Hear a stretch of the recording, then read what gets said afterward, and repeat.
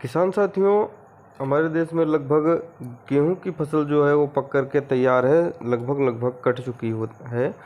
साथियों, अब हम लोग जो गेहूं के हमारे खेत हैं उनमें हम लोग धान की खेती करेंगे। साथियों, धान की खेती से पहले का जो समय है, जैसे कि जो रबी का सीजन में गेहूं हम लोग बोते हैं, उसके बाद खरीफ में हम लोग धान की खेती करते हैं। उसके बीच में जो समय बचता है साथियों, ये जायद की फसल का कहलाता है।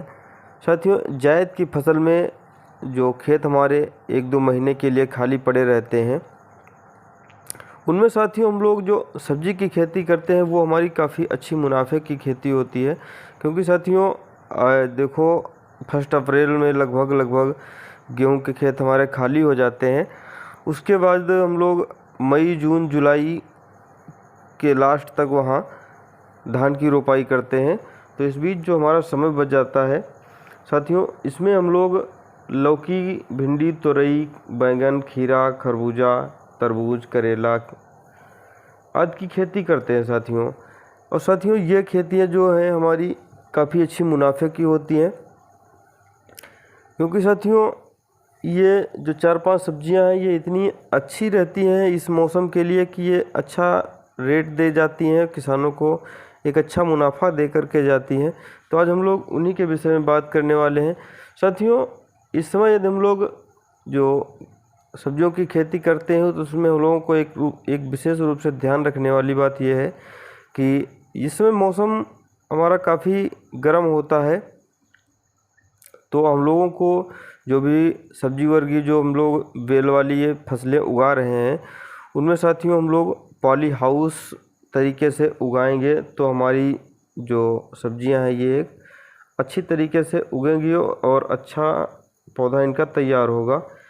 साथियों, पॉली हाउस, ग्रीन हाउस या फिर लो टनल की जो व्यवस्थाएं होती हैं, ये जो हम लोग करते हैं, तो जो हम लोग बड़े पैमाने पर इनको करते हैं तो राज्य सरकार भी इसमें काफ़ी ज़्यादा सब्सिडी देती है।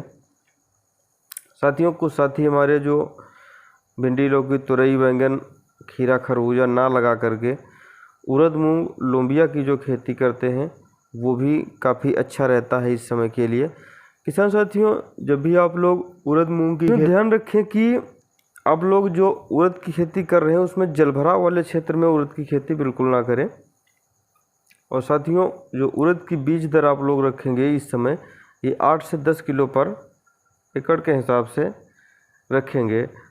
साथियों, जो हमारी उड़द की फसल है ये सिंचाई भी बहुत कम लेती है और इसमें सूखा सहन करने की क्षमता भी अच्छी होती है। तो ये खेती आप लोग ऐसी जगह पर भी कर सकते हैं जहां आप लोगों को इस समय पानी की थोड़ी समस्या भी है।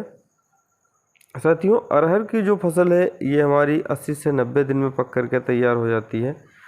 तो इस समय हम लोग अरहर की भी खेती कर सकते हैं। और बहुत सारे किसान साथी हमारे मूंगफली, सोयाबीन और ढैंचा की भी खेती करते हैं। ढैंचा साथियों, इस समय हम लोग जो बुआई करते हैं वो केवल नाइट्रोजन स्थिरीकरण के कार्य के लिए करते हैं।